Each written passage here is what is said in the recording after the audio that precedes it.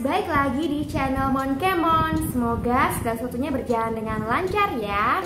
Kali ini aku akan menjelaskan mengenai cara pelunasan KPR di bank. Bagaimana caranya? Yang pertama adalah kalian harus menyiapkan dana di rekening KPR tersebut. Dan yang kedua adalah kalian harus mendatangi bank tempat kalian melakukan akad kredit, meminta form pelunasan seperti ini.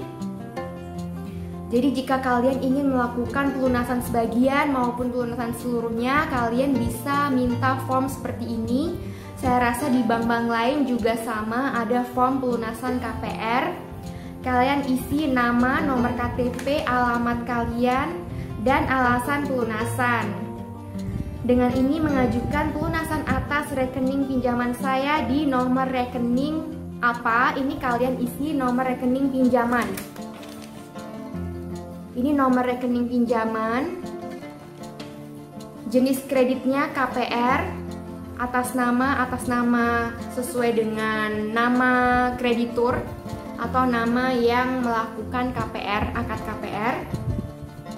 Mohon dana pelunasan dapat didebet dari rekening Taplus saya. Ini nomor rekening tabungan. Jadi kalian harus menyiapkan dana kalian di rekening tabungan kalian yang ngelink dengan rekening pinjaman. Dan perlu diperhatikan bahwa untuk pelunasan KPR akan ada biaya yang timbul. Kalian perlu cek lagi di akad kreditnya. Jadi jika kasus saya akan timbul biaya pelunasan sebelum jatuh tempo, karena harusnya KPR ini lunas 13 tahun lagi, maka denda yang akan dikenakan adalah 2% dari hutang pokok atau hutang yang masih tersisa di BNI. Di kuartal keempat tahun 2013, saya mengambil KPR BNI 580 juta dengan tenor 20 tahun. Cicilan awalnya 2 tahun pertama 5,5 juta dan lepas tahun kedua cicilannya naik menjadi 7 juta dengan bunga 13,5%. Nah, kalau kalian ingin melunasi KPR di bank, bank akan memberikan surat perhitungan nilai pelunasan. Di sini KPR 2013 580 juta. Tapi setelah 6,5 tahun mencicil, sisa hutang pokok di bank masih ada 515 juta.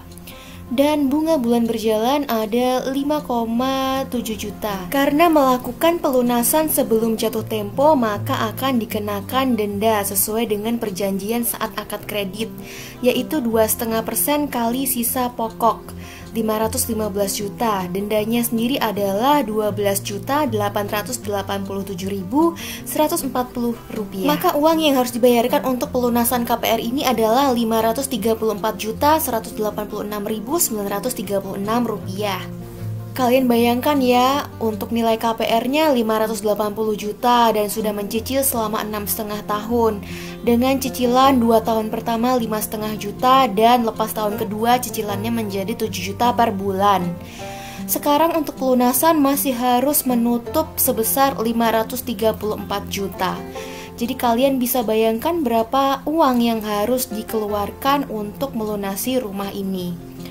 Jadi sarannya adalah jika kalian ingin mengambil KPR, utamakan bahwa kalian memiliki DP yang besar sehingga utang kalian ke bank tidak terlalu besar.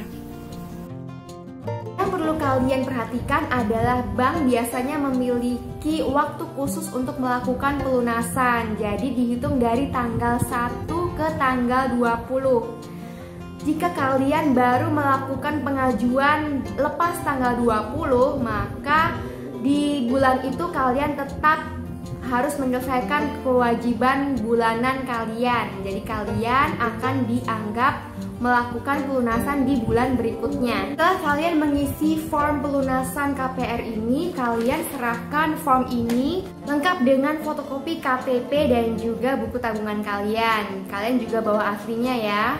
Nanti akan diserahkan ke petugas bagian legalnya dan membutuhkan kurang lebih 5 hari kerja untuk proses cek dan verifikasinya.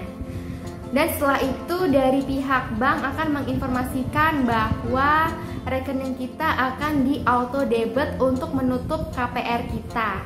Setelah dilakukan auto debit dan menutup rekening KPR kita, bank akan menginformasikan bahwa jaminan yaitu sertifikat tanah dan juga IMB rumah dapat diambil di bank tersebut.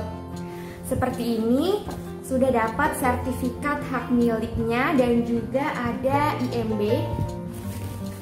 IMB-nya seperti ini.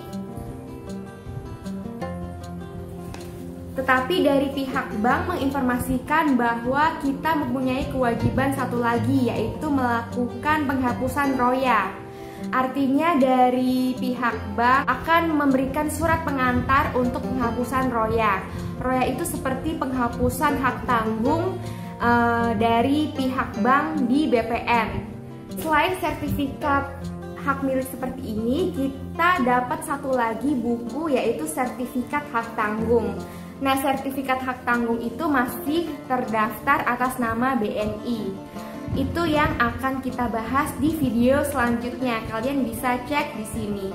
Saat kita mengambil jaminan kita berupa sertifikat hak milik dan juga IMB, dari pihak bank akan melampirkan surat tanda penghargaan ya, karena kita telah melakukan pelunasan KPR dengan baik.